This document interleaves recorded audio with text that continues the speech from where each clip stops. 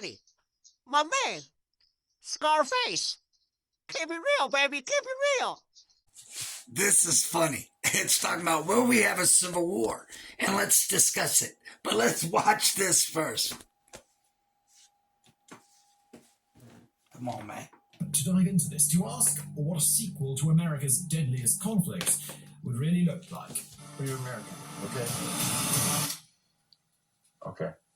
What kind of American are you? Almost no experts believe it will involve vast armies clashing by night. Instead, a modern civil war would likely be a far stranger and far more horrifying affair than you could ever imagine.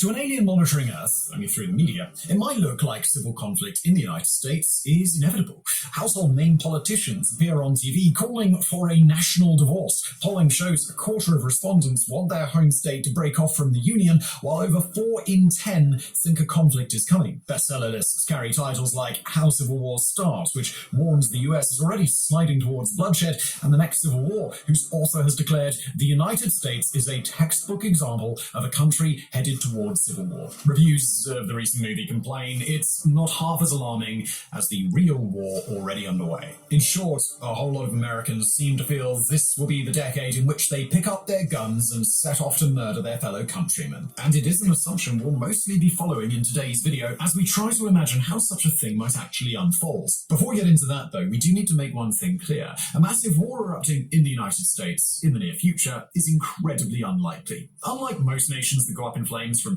Sudan to Myanmar, the US is neither in economic freefall, just emerging from dictatorship, nor stuck with an army that... Before he even said that, all he watched there, I said, I know my people. I know y'all. I know all y'all. Everybody I know, they all got big houses and cars.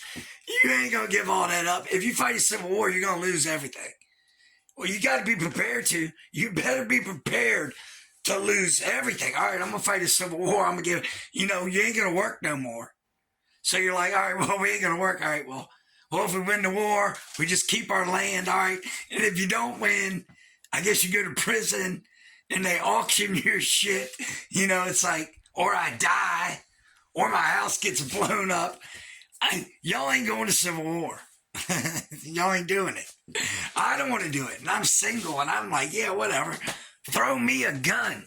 And I don't want to do no civil war.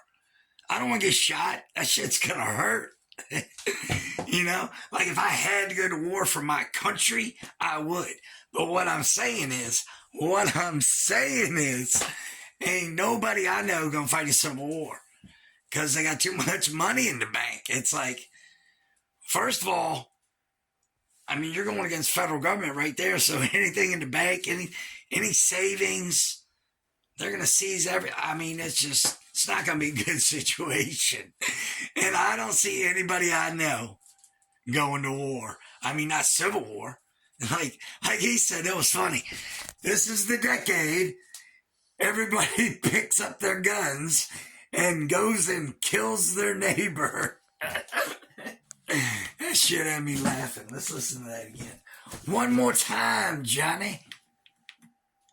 Underway. In short, a whole lot of Americans seem to feel this will be the decade in which they pick up their guns and set off to murder their fellow countrymen. And it is an assumption we'll mostly be following in today's... Fellow countrymen. That's some funny shit. Gotti, my man, Scarface. Keep it real, baby. Keep it real.